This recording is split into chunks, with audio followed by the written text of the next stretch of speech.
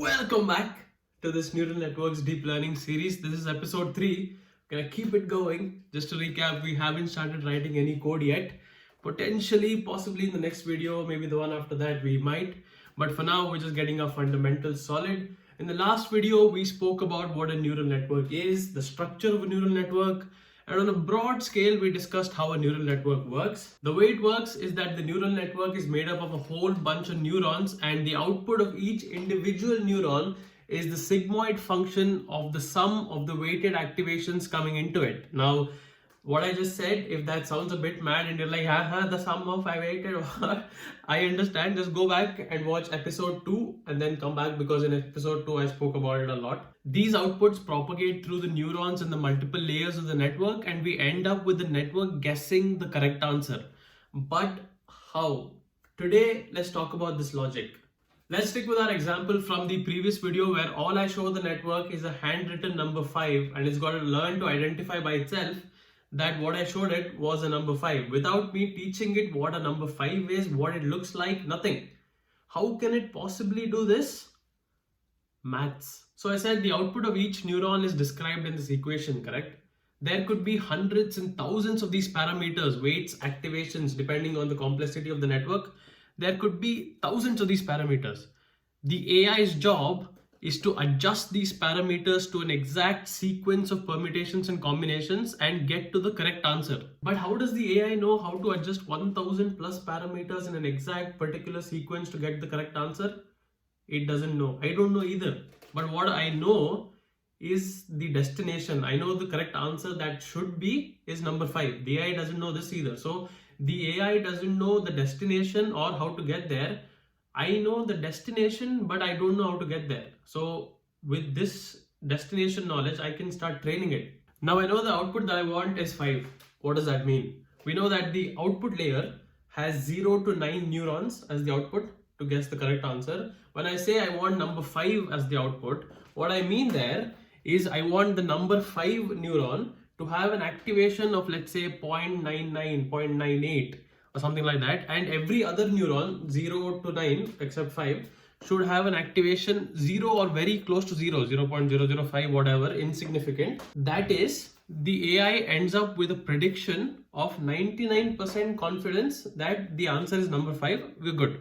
Now obviously we don't know what weights and activations to plug into the equation which will lead us to the output answer that we want, number 5. So we don't know. So let's randomly initialize. Give whatever parameters you want, okay, just randomly. And highest probability that this will be a flop. This will give the wrong answer, but it's okay. It's the start of training. Now obviously the neural network will give us some rubbish nonsense answer. We'll tell it, come here, listen, this is the answer that you gave me. This is the answer that I want. You see the difference? Useless fellow. The way we quantify this difference is we take the squares of the difference between the neural network's wrong answer and my correct answer, and we add them all up. So for example, in the correct answer, the output neuron 5 should have fired with full activation, and ideally all the other neurons in the output layer shouldn't have fired at all. But when you see the result of the first attempt, the wrong answer that the neural network gives, let's say for example it activated 7 of the 10 output neurons randomly to some degree. Useless. So we'll take the squares of these differences and add them all up. We'll get a number. Keep that number with you. Change your parameters again and run all this again. You'll get another number. Do this process 100 times. You'll get this number 100 times, for example. Average it all up and you get this one number, right? The average number. And this number pretty much represents how wrong the AI is, how far it is from the correct answer, the error. This number represents the cost of getting it wrong in training, which means our goal, quite simply, is to drive this cost number, this error value, towards 0. Error is decreasing means you're getting closer to the correct answer. Understand the objective? So the question is, how exactly do we drive this error down to 0? Well, that's where gradient descent comes in. This cost of getting it wrong, let's call it C, we represented it as a numerical value, a single digit value, because it's easier to understand. So if C is a big number, then we're so far away from the answer. If C is closer to 0, then we're almost there at the correct answer. But ideally, C isn't a number, C is still a function of all of these weights and biases and activations, all of these parameters. So instead of calling it a cost value, just generally you have to call it a cost function. So we trained our neural network a little bit by doing this difference between the wrong answer and the correct answer, squaring it all up and all that, and getting our C. And we did it 1,000 times, for example, to get an average value of C, right? So we have our cost function now. Take this cost function, take any example cost function, and plot it on a graph. Say you plot your cost function and you get a graph that looks like this. The objective is to find a way to drive the cost function value towards 0. Now, how do we do this? Well, you start with any point on the plot and you find its slope.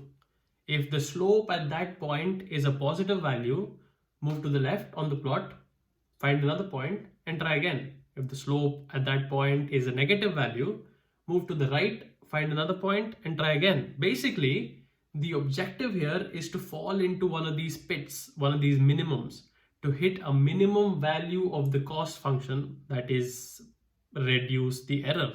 Imagine dropping a ball here in this area and it eventually will settle down into one of these pits, right? Ideally, you want to hit this pit here because it is the global minimum of the entire cost function, the true minimum. But sometimes it isn't possible to hit a global minimum because of where you started on the graph. You started randomly, so from where you started, you might fall into a local minimum and the global minimum is somewhere there and you never get to it. So that's one of the areas of study. Like, getting to a local minimum is decently achievable and there's good answer accuracy. But hitting a global minimum, the true answer, that's where it's at. You know how I said based on the slope at one point, you move from that point to another point and try again. So, okay, I got a positive slope at this point. Should I go to this point and try again? Yes, but no, because you've left too much space here. You've not sampled all these points. So you might have missed an entire minimum here and you just skipped over. Okay, so should I go from this point, left, left, left, left, left, like that? Yes, ideally, but you have to check if that's actually necessary, if you're doing too much and you're increasing too much complexity. So there's a balance to be found here, and this is called the resolution, the step size.